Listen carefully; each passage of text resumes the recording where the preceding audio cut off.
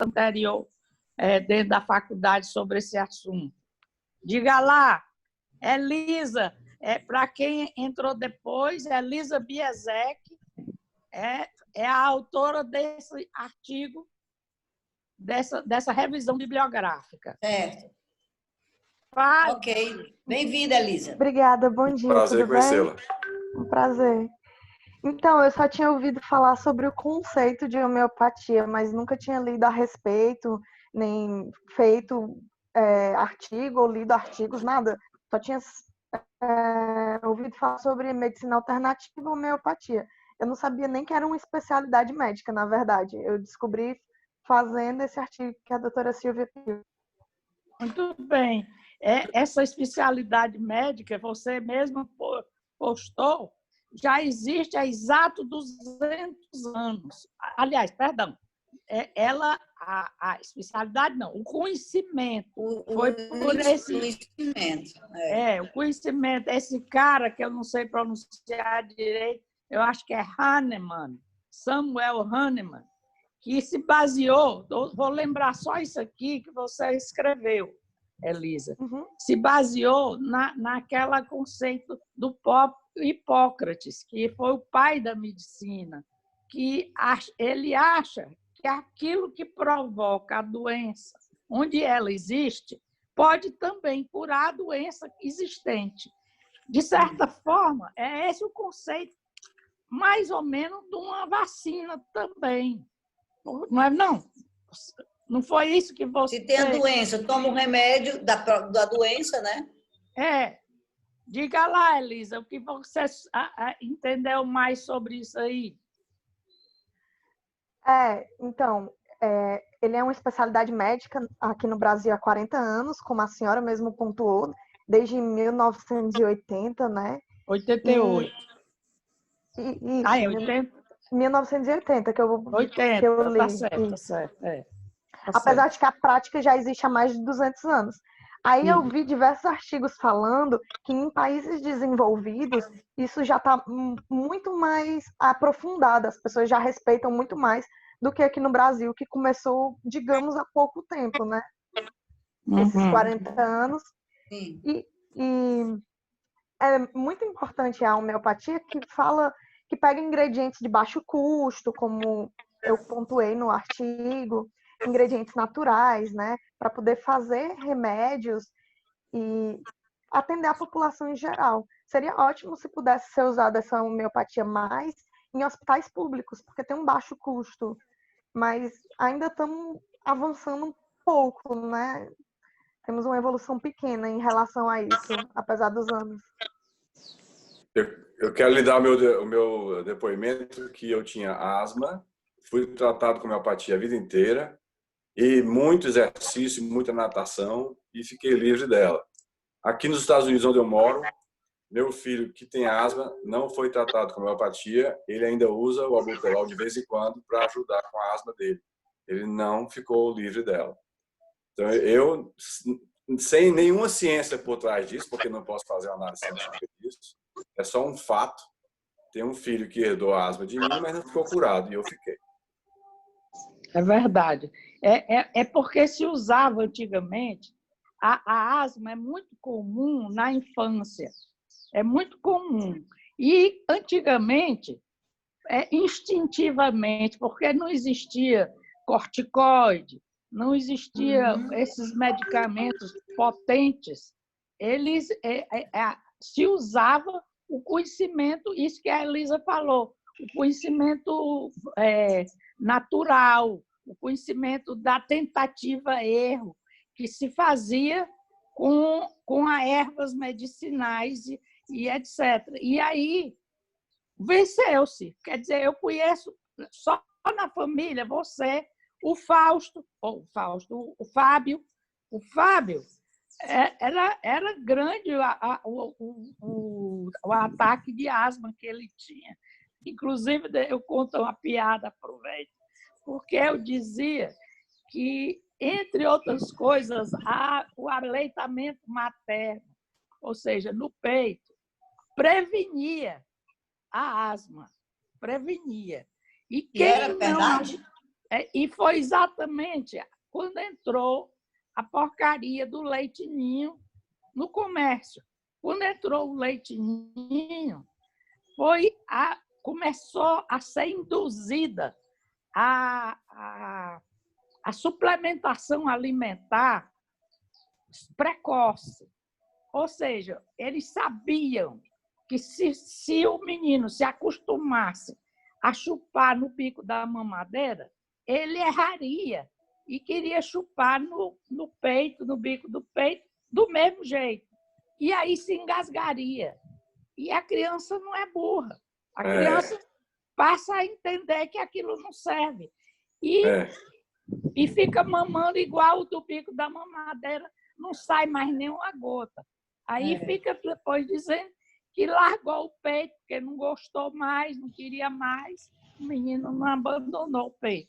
Resultado, voltando para o Fábio soube dessa história que eu falei, aí ele vivia atacando a Helena, pobre da Helena, brigava comigo, a Helena, e dizia assim: Silvia, tu foi inventar esse negócio? O Fábio, toda vez que tem uma crise de asma, é assim: foi você que não me deu de mamar, foi você.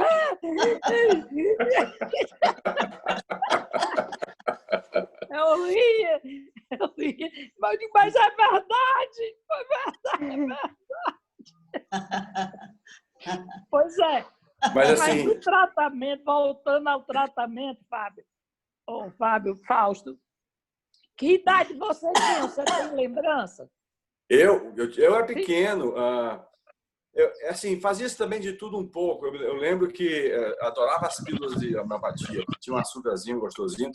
Às vezes eu pegava o vidro todo e jogava na boca, a mamãe corria louca, que eu pegava o vidro escondido e não era para ser daquele jeito. E também me levava, quando tinha umas crises maiores, para o hospital, e botava todo mundo naquela máscara, que era todo mundo num circuito de ar comprimido, cheirando aquele meu negócio. Eu tirava o meu fora, aí secava tudo, aí parava tudo, ligava tudo de novo. Eu era pequeno, devia ter uns 6 anos de idade, 7 anos de idade no máximo. Porém, como eu lhe disse, a homeopatia na minha família e do lado do papai também, não na família Bonfim, mas também do lado do papai, era comum. Na casa dos bisavós, dos dois lados. A vovó Dagmar. A vovó Dagmar tinha muita homeopatia. Eu conversava muito com ela. E se você não se lembra, eu vou dizer agora, aos 15 anos eu era o pajem dela. Então ela contava as formas de tratamento. Ela já viúva, eu levava para as festas, para reuniões, acompanhava e tudo. E minha mãe fazia questão, quer dizer, lá ia eu de sentinela ajudá-la com o maior carinho. Mas assim, a homeopatia fazia parte. Ela também ministrava a homeopatia. Eles sabiam os remédios para certos tipos de doenças ou, vamos dizer assim, maladies, né? Como dizia aqui no inglês, malefícios. E era largamente utilizado. Isso foi deixando de ser usado ao longo do tempo. Pois a Elisa também pesquisou, Elisa, eu anotei aqui que você pesquisou uma coisa muito interessante sobre o efeito colateral. Vocês sabem o que é efeito colateral, né? Todo medicamento, alopático ou não, tem você trata para determinada coisa e ele pode afetar outra coisa. E esse efeito colateral nem sempre é efeito adverso. Ou seja, é um mau efeito. Ele é um segundo efeito, certo? E o povo confunde muito, não sabe identificar. Mãe, então, não é melhor ela falar, não, da pesquisa dela? Pois é. Deixa isso ela que eu falar quero que ela pouquinho. fale. Eu quero que ela fale desse agravamento, desse efeito de agravamento que dá a homeopatia e imediatamente vem a cura. Diga aí, Elisa, se é verdade isso que eu estou dizendo. Deixa ela falar na pesquisa dela, que aí depois a gente fala. Vai lá. Em relação ao efeito colateral, o que eu vi, eu fiz um paralelo, não escrevi esse paralelo, mas eu percebi o seguinte: os remédios, eles aumentavam os sintomas da doença que a pessoa tinha e antes de realmente fazer um tratamento e atingir uma cura e uma melhora dos sintomas. Aí eu fiz uma comparação meio pessoal com os remédios psiquiátricos, que eles primeiro aumentam os sintomas e depois vem o tratamento e a cura, tipo um inibidor de recaptação de serotonina, ele agrava mais no início e depois faz uma melhora. E isso, às vezes, era confundido com o remédio não estar servindo, o remédio está piorando os sintomas, em vez de estar melhorando, na verdade. É verdade. Esse efeito é exatamente aquele efeito que o próprio Hipócrates já mencionava, que a doença, para que o remédio, nada mais, nada menos, ele faz, o remédio, principalmente o homeopático, ele agrava alguns sintomas para que a célula aprenda a se defender, para que o organismo aprenda a se defender. Né? Reage. Caseiras. Tem receitas caseiras, se traz experiência, a mãe de vocês vai trazer, a avó de vocês vai trazer. Tem umas experiências caseiras que são sensacionais, mas tem outros que a gente tem que ter cuidado. Aí ele me deu um exemplo que eu nunca esqueci, que foi o seguinte. Lá em Fortaleza, na época, as crianças, os bebês, começavam a ter aquela secreção, né? Aí tinha que tirar aquela secreção e tudo. Aí tinha um remédio caseiro que eu cheguei a pegar, foi quando eu falei para ele, olha, me deram um remédio caseiro aqui, diz que ajuda a sair secreção. Aí ele pegou a forma do remédio caseiro, não, Tarcísio, esse aqui eu conheço. Esse remédio caseiro, o que é que acontece? A criança começa a tomar, realmente sai toda a secreção, mas não é que sai muita secreção, porque saiu a que tinha, não. É porque ele produz secreção. Ele dá origem à secreção, aumenta a secreção da criança, do bebê, aí a gente fica pensando que a secreção está saindo, entendeu? Está saindo. Está saindo, pois é, está saindo porque o remédio está produzindo. Aí então ele dizia, sempre que vocês tiverem receitas caseiras, vocês me tragam aqui, porque tem excelentes receitas caseiras, mas tem outras que ele chamou de, são muito folclóricas, tá? Então, esse é um caso de um folclórico que ele me contou, que era, eu não lembro o nome, é espirradeira, escorradeira, um negócio assim. Espirradeira eu fiz. Eu sei, aquela planta, que a flor é rosa. Mas essa receita tinha um nome, o pessoal chamava lá em Fortaleza na época, mas tem umas coisas que a memória já perde, né? Eu não me lembro do nome direito. Mas o fato é esse, é que peguei a dica da Glaucia aí, a experiência da receita caseira, para dizer, tem ótimas receitas caseiras, mas a gente tem que ter cuidado também. Eu tenho uma pergunta para a doutora Annelise. Se ela folha da goiabeira, para problema de intestino, eu usei muito isso. O chazinho do miolo da folha da goiabeira, lá em Teresina, usei demais. Eucalipto, para dormir, uma bacia com água quente de eucalipto aí embaixo, próximo à rede, para poder subir, fechava as portas e desentupia tudinho quando estava gripado. Eu fiz muita coisa. Esse tipo de coisa aí, caseira, eu fiz mesmo. Elisa, eu tenho uma pergunta para a doutora Annelise. Fale, Fausto. Doutora Annelise, me diga uma coisa. Você chegou a pesquisar que tipos de substâncias são usadas na homeopatia? Não, eu só sei o pessoal, né, de plantas, ervas e só, mas não pesquisei a fundo isso, não. Você poderia falar um pouco mais da sua pesquisa, que aí em cima disso a gente faz algumas perguntas. É importante que ela fale, né? Para a gente aproveitar hoje a presença dela, né? Você pode falar, Lisa? Foi só uma breve revisão falando de quando começou a especialidade aqui no Brasil, de quando começou a prática médica, que foi antes da especialidade, há mais de 200 anos, falando que existe um pouco de preconceito em relação a ser mais natural, dizendo que tem hospitais em São Paulo que já atuam usando a homeopatia no serviço público, mas que a gente ainda é muito atrás dos países mais desenvolvidos, que utilizam mais a homeopatia. E mais em relação a isso mesmo, foi bem breve. Mas eu gostei daquela parte aí que você disse que a nível mundial é muito mais usado do que aqui no Brasil. Não foi isso que você viu também? Sim, com certeza. Países mais desenvolvidos utilizam bem mais a fundo essa especialidade, esses remédios. Aqui a gente ainda é muito precoce nisso. Né? Engatinhando. Doutora Elisa, e nós chamar temos Elisa, tanta por coisa favor. aqui, não é? O doutora fica muito formal, deixa por Fausto. Elisa, me diz uma coisa. E qual é o país que tem algum país assim que se destaca dos outros nessa aplicação? Por exemplo, a China, Japão, Índia, algum desses países que a gente conhece menos se destaca nisso, não? Cientificamente, eu não sei qual é o país que se destaca, porque eu fui mais pesquisando pelo Brasil. Só vi que nos países de fora eles utilizam mais do que aqui. Entendi. É muito bom a pergunta, Lúcio, porque aí ela também vai despertar a curiosidade dela de ir atrás de saber dessa história também. E o importante, Silvia, aqui, porque o nosso Brasil é tropical, né? Então tem muitas plantas bem diferentes da Europa, né? Muitas mesmo.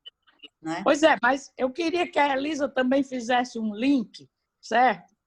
Porque eu pedi que ela...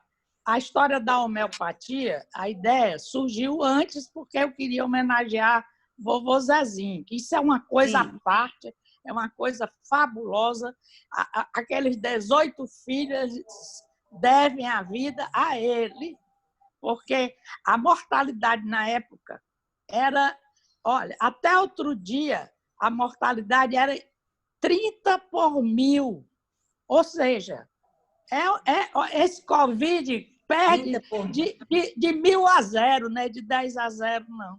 Na frente dessa mortalidade infantil que existia naquela época que o vovô criou os 18 filhos, ou seja, ele conseguiu superar todas as doenças infantis com a homeopatia dele. Tanto é que ele passou a ser tratado com muito respeito por toda a região e passou Agora, ele lia muito, ele não fazia o empirismo. Né? O empirismo dele era muito baseado em literatura. Ele lia demais, o vovô lia demais. Mas o que eu queria voltar para a Elisa é porque existe uma ligação muito forte das duas coisas que ela estudou. Anteriormente, ela publicou uma revisão bibliográfica sobre a medicina caseira mesmo, a medicina das rezadeiras, a medicina das parteiras. Vocês sabem que até a minha geração, se nascia com parteira e em casa. A minha geração, até a minha geração. Daí em diante foi que passou a se nascer em hospital.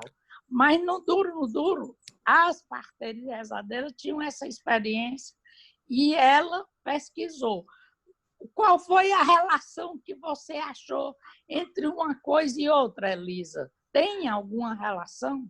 A maior relação que eu percebi foi utilizar ingredientes naturais. Só que eu vi uma diferença de que a homeopatia ela tem um embasamento mais científico do que essa medicina alternativa utilizada pelas parteiras, que não tem um conhecimento científico, tem um conhecimento de experiências pessoais e passadas de mães, avós, bisavós, passados de boca em boca por essas gerações, né?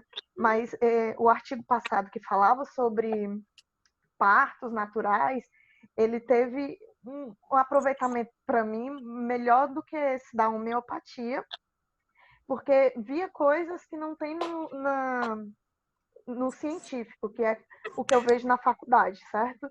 Na faculdade não se fala muito sobre os partos feitos nos interiores e como diferenciar se é um parto de risco, se não é, como evitar desnutrição e mortes por essa desnutrição mesmo que eu estava falando. Enfim. Muito bem, tá certo. Então, esse link que houve é muito importante, que você agora pode ir para frente a sua cabeça, porque na sua vida pessoal, profissional, você vai precisar desses conhecimentos, não é? Você vai precisar. E nós também, nós pais e mães aqui, que utilizamos também medicina caseira. Tá? O Tarcísio estava falando, eu fiquei aqui embatucada com uma coisa que você disse. O médico era o Sullivan, eu entendi bem? Tarcisinho, cadê ele? Tarcísio? Saiu? Não. Estou aqui, era o Sullivan, sim. Quer dizer, foi o Sullivan que receitou. Sullivan Mota. O Sullivan é muito meu amigo. Infelizmente, a Elisa não teve a chance de tê-lo como professor, mas se ela for estagiar lá no aquele serviço, como é o nome, vale Nossa Senhora? Ele está hoje lá no IPRED. Pronto. Ele é quem toca o IPRED ainda hoje, embora ele tenha muitos professores ajudando. Mas se você tiver chance também de fazer algum estágio, Elisa, lá no IPRED, você vai conhecer essa grande figura que o Tarcísio mencionou, o Sullivan. Ele falou a verdade, mas se você prestar atenção ao que você disse, você veja que o que houve com esse tal da espirradeira pode realmente ser venenoso em algum momento pela quantidade, mas o que estava sendo usado pela medicina popular era aquele agravo do sintoma. Ou seja, o medicamento provocando mais secreção. Isso, geralmente, é o fundamento da homeopatia, que é esse agravamento inicial do sintoma. Agora, lógico que não pode ser a ponto... Eu sei que a história da espirradeira, eu conheço a história, ela em quantidade maior, ela é conhecida, inclusive, como venenosa. E foi esse o cuidado do Sullivan. Mas, de certa forma, tem um fundamento naquele processo de agravar inicialmente o sintoma para depois curar. Entende? Ele agrava. Agora, eu não estou defendendo a espirradeira em si, porque ninguém sabe o diabo da dosagem. Eu também tudo tem que ser realmente muito cronometrado e medido a quantidade. Isso me leva, Glaucio, a uma pergunta que você pode ajudar a responder e a doutora podia nos informar também. Eu sempre ouvi que tem um tal de um chá da cabacinha para ajudar com pedra de rins, tem chá de boldo para ajudar na digestão, chá de capim-santo para a pessoa se acalmar, que está nervosa.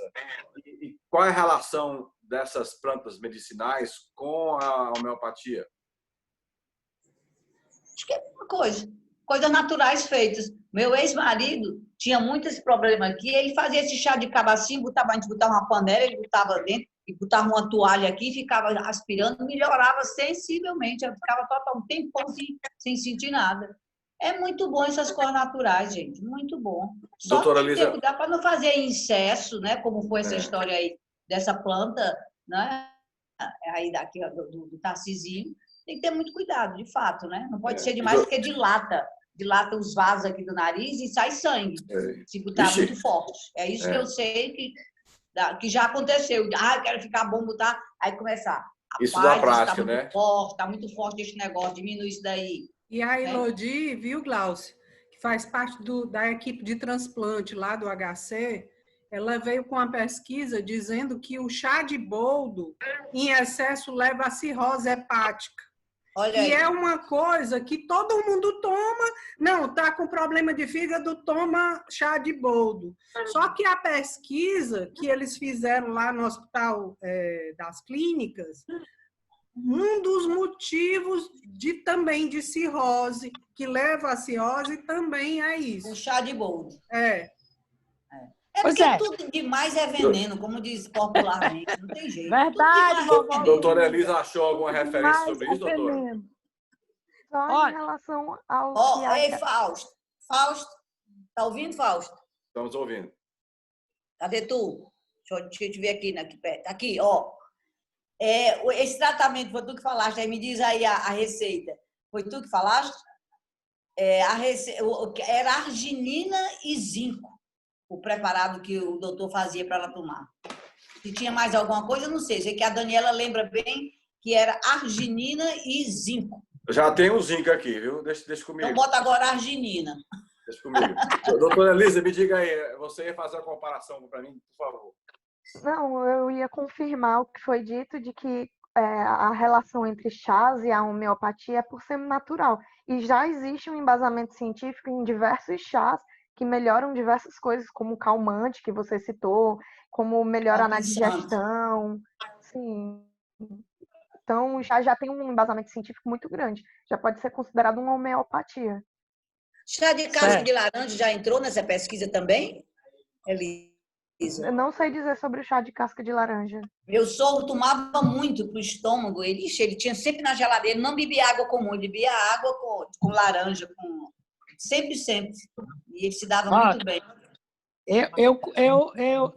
Naquele estudo, ela fez a Elisa não teve experiência direta com as parteiras empíricas e rezadeiras como eu tive.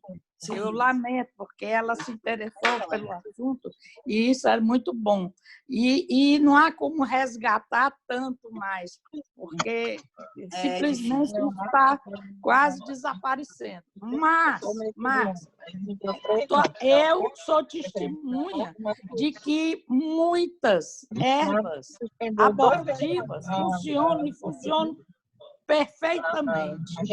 Eu, lá na emergência da maternidade escola, comecei a ver o pessoal chegar com aborto em curso, ou seja, no processo de abortamento, e eu perguntar o que é que tinha havido, se foi, para saber se tinha sido natural ou não. E existia esse chá, que eu agora não vou me lembrar do nome, não adianta, porque quando eu quero lembrar de uma coisa, o negócio passa, e também não é bom. Vem já, volta já. Fazer a outra. Então, que vai aparecer aqui na mente. Mas no duro o que é importante a gente saber, ficar firmado, é que as ervas funcionam. Agora, é a quantidade. É porque não existe estudos, é tudo empírico. E, no caso, a homeopatia, ela passou a estudar aquele conhecimento dessas ervas medicinais. Aqui na própria Faculdade de Medicina da Universidade Federal do Ceará, nós temos um laboratório de ervas e que funciona. Inclusive a venda em comunidades que estão subsistindo em função da venda, do cultivo dessas ervas e venda. Lá no Pirambu é conhecido, o doutor Adalberto Barreto sempre trabalhou com esse pessoal. Mas vocês estão vendo que isso é um fundamento importante e que interessou e nosso avô necessitou. Eu quero sempre lembrar que nós estamos abordando um assunto que... No século XXI, Exato. Que ele fazia já lá no século passado. E ele, lá no século passado, no começo agora, século passado, no século atrasado, porque século passado é 18, né? nós já estamos no 21, ele começou no 18. 18. Então no final do século XVIII, no século XIX. Então, ele era um estudioso desse assunto e ele conseguiu sucesso. Vamos lá, Elisa. Elisa quer falar. Vou passar a palavra para ela. Não, é que eu tinha falado para a doutora que eu tinha uma consulta meio-dia e precisava sair até 11h50. Pois não, minha filha. Muito obrigada, Elisa. Obrigada pela presença. Muito obrigada pela sua participação. Obrigada a vocês, foi um prazer. Só vou deixar um comentário. As suas informações foram muito boas. A senhora falou que a gente tem que ter cuidado com a quantidade, né? Então tem uma frase muito famosa que diz que a diferença entre um remédio e um veneno é sempre a quantidade. Então... Sim. Legal. Verdade. Obrigada. Obrigada por sua presença, Elisa. Olha, Karen, você gravou, não gravou? Estou gravando, mãe. Só agora? Não. Está gravando. Ela grava sempre, desde o começo. Obrigada. Porque isso aqui vai ser um trabalho para ela. Nós vamos apresentar essa parte da participação dela e desse assunto. Nós vamos fazer uma edição bem boazinha para poder mandar para a Pró-Reitoria de Extensão para ela ter um destaque que ela merece lá. Os pontos que necessita, tá ok. Parabéns. Sabe o que eu estava me lembrando aqui?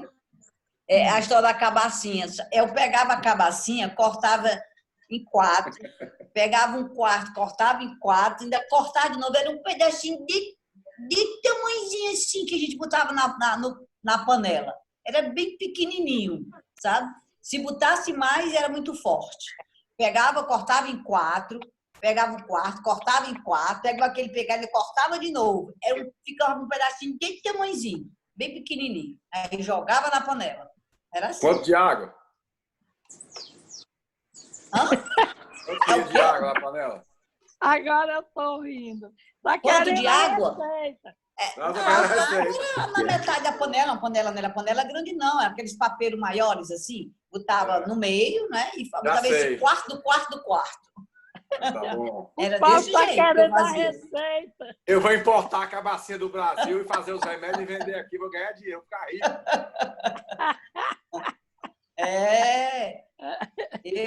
Eu vi muita coisa lá no Piauí que eu fazia. Eu não tinha medo, não. Eu fazia mesmo. Me diziam e eu fazia. Mas eu fazia muito, né? Fazia mesmo. E dava tudo certo. Nunca deu errado.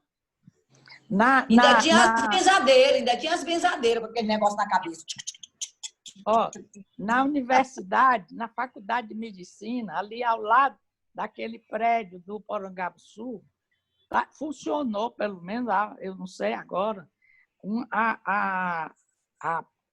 uma loja da Farmácia Viva, que é o nome que deram a esse projeto que eu falei, que funciona lá no campus do PC, ali lá perto da Lagoa, né? Lá no campus do PC. Então, eles já estudaram bastante, muitas ervas, eles já estudaram o suficiente. Só que o problema é porque o apoio é pouco, né? Muito pouco, muito pouco o apoio. E há um preconceito constante. Vocês sabem que o preconceito é muito grande. Já em casa, isso que você está descrevendo da cabacinha, todos nós devemos ter tomado chá feito em casa para alguma coisa, nem que fosse para passar uma febre que não sabia o que era, mas quando entrou a alopatia com mais de 1.000, a guerra das farmácias também, das indústrias. Então, essa história da indústria é difícil. Vocês estão vendo aí como é que está a politicagem em relação desses medicamentos. Da vacina agora do Covid, o problema sério das empresas, grandes empresas farmacêuticas. Então, vocês nós, médicos, eu imparo a Elisa para esse assunto, não só para satisfazer a nossa vontade, que era de homenagear o vovô Zezinho, mas exatamente para estimular, porque ela é muito danadinha, e estimular para ela pesquisar cada vez mais nessa área. Porque, por hora, ela só fez revisão bibliográfica. Foi bem superficial, foi. Gente, está faltando 3 minutos para meio-dia. É bom a gente já começar, né, a finalizar. Certo? Pois é. Pois, Fausto, olha aí as receitas, viu? Você ficar boa aí nos Estados Unidos e vender aí a cabacinha aí pro pessoal para você ganhar dinheiro. Eu quero a primeira cabacinha e a segunda do crescimento. Entendeu? Que eu vou dar tudo aqui. Fiar de goela abaixo. Eu bati algumas fotos, mas eu queria bater outra, nós, da família. Deixa eu ajeitar o cabelo. Pronto. Cuidado que o Marcos está... Vou botar aqui o meu cabelo. Aqui, ele não pode ficar muito tempo. Marcos, cuidado. Lá vai. É 1, é 2 e 3. Pronto, Marcos. Pode olhar para frente. Gente, que bom, foi ótimo. Foi bom demais. Bom dia. Bom a gente se falar. Viu? Foi ótimo. Eu fiquei também muito feliz. Isso também vai ser um grande incentivo para ela, certo? Sim, coisa boa. Isso para ela, isso para um médico. Ela ainda não se graduou, certo? Mas ela vai ser uma grande. Mas olha, meu bem, eu vou saindo aqui também. Está na hora, gente. Está na hora da bom missa. Final de semana para todos. Beijo a todos. Bom final de semana para todos. Tudo de bom.